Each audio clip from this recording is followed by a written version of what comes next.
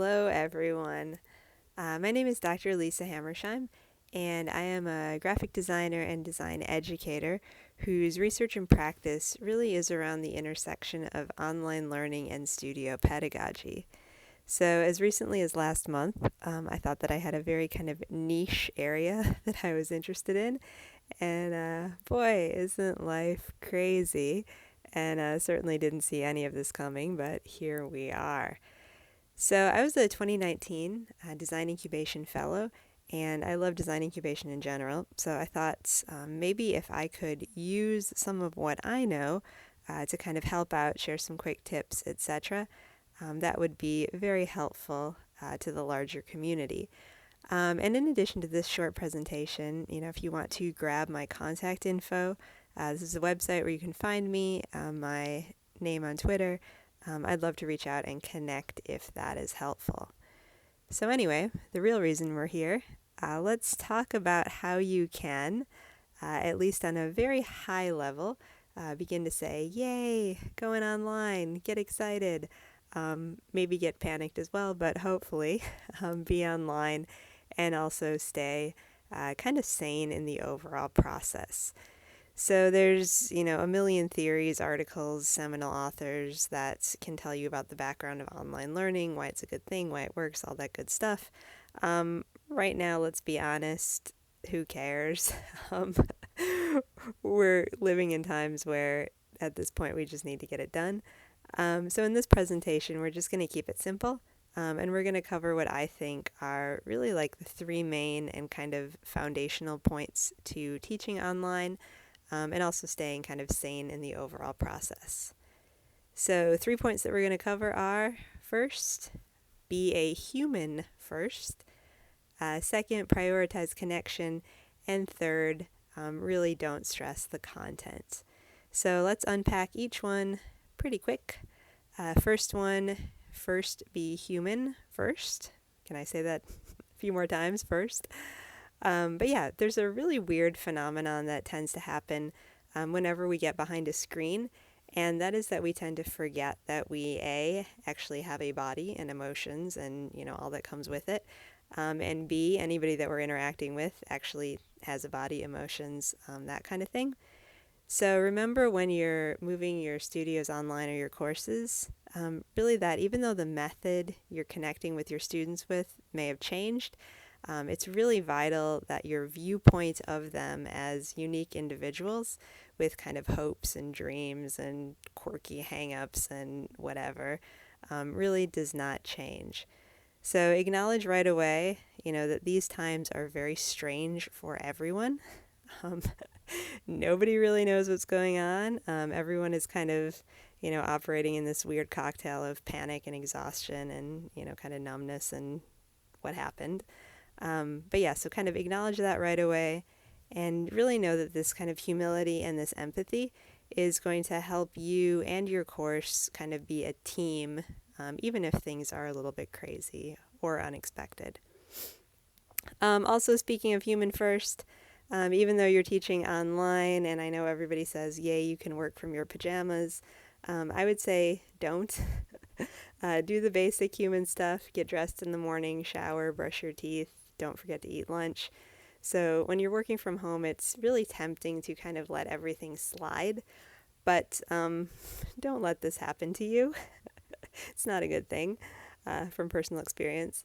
Instead, establish a new schedule, ground yourself in it, and it's going to really help keep you sane, and it's going to help you just kind of mentally have a better outlook on things.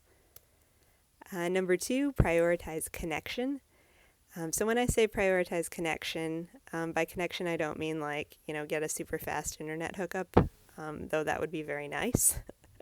But really prioritize connection with your students through acts of communication.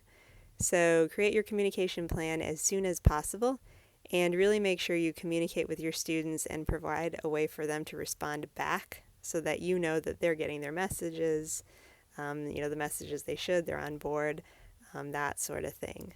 So it doesn't have to be fancy, it doesn't have to be complicated, you don't have to use, a new app or learn a new software system or whatever. Your learning management system probably has a way to send messages to your class via an announcement. or an inbox feature or something. As uncool as it sounds, just use whatever's there. They're used to it, hopefully, and hopefully, you can get used to it too, and they work pretty well. Or if you're like, I can't do it, or you don't have that, just go to email. Email's great. Email works. You can reach everyone that way. Or even, if you're comfortable with it and your students are comfortable, consider, getting a Google Voice account and texting them, or just kind of providing those check-ins. So also as you're doing this, just remember, these aren't new students. You've probably spent a lot of time with them already in face-to-face studios, and so you kind of should know their patterns, their personalities. They should know you, which is just as important. So remind them through this all that, you're with them, you're for them, you're there for them just as much, even though it is kind of screen mediated, so it's in a slightly different way.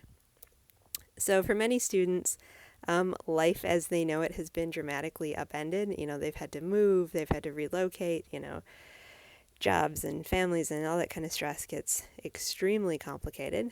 But if you, as their instructor, can really establish kind of a grounding rhythm and have that relationship of school, it really can make a difference in so many different ways.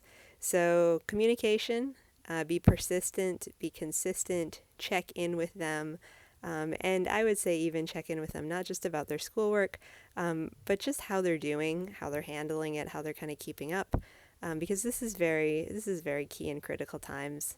Especially for, students who are kind of in between everything. All right, third tip, don't stress content. So there's been lots of language about how everyone needs to put their entire courses online, and it feels like there's just a lot of heightened anxiety and stress, because how can you actually fit a physical face-to-face course online? Two totally different things, right? But here's the good news. There's already a lot of great stuff online, and you can actually use it for your course. So we live in an era where pets have their own social media accounts and have lots of followers. Shameless plug, this is Ruby Joy. She's on @RubyJoyful on Instagram. You should follow her. Everybody's doing it. But anyway, the internet is this wonderful thing, and chances are that for many practical things, videos, tutorials, what have you, somebody's already created it, and somebody's probably also done a much better job than you will in your, kind of current panicked novice state. So, put the skeleton of your course online, put, the stuff you need, like contact info, assignment overviews, grades, that sort of thing. But don't worry about creating the whole shebang online.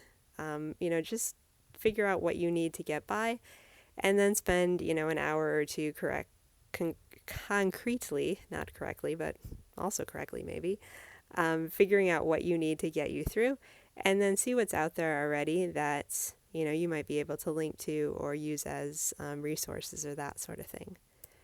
One more pro tip. I know there's lots of great intentioned people saying just use Zoom for everything. Or use Google Hangouts or use Skype or whatever. I would say don't immediately jump to replacing all your face-to-face time with synchronous video conference. Right now, synchronous streaming is really slow.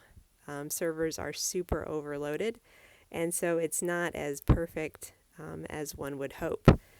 So video together is really great, but time zones, bandwidth, all the kind of things that are happening right now often make it more frustrating and almost more isolating for students if they don't have that really great connection.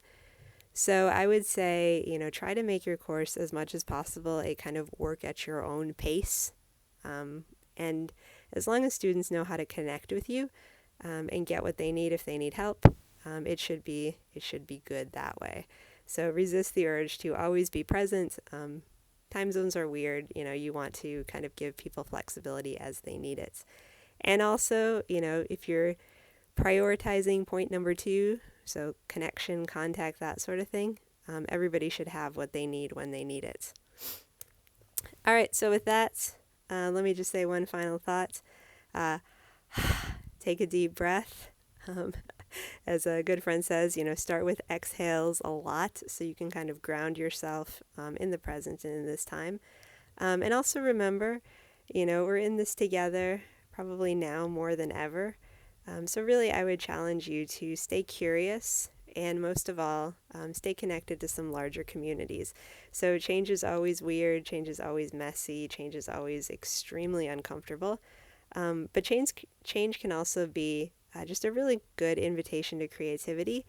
And you never know what might emerge that actually is kind of a great new thing that, maybe you will bring forward into the future for your own kind of pedagogy or your teaching practice. So again, if you want to reach out to me personally, please do it. Here's my contact info. And I wish you much luck and please take care.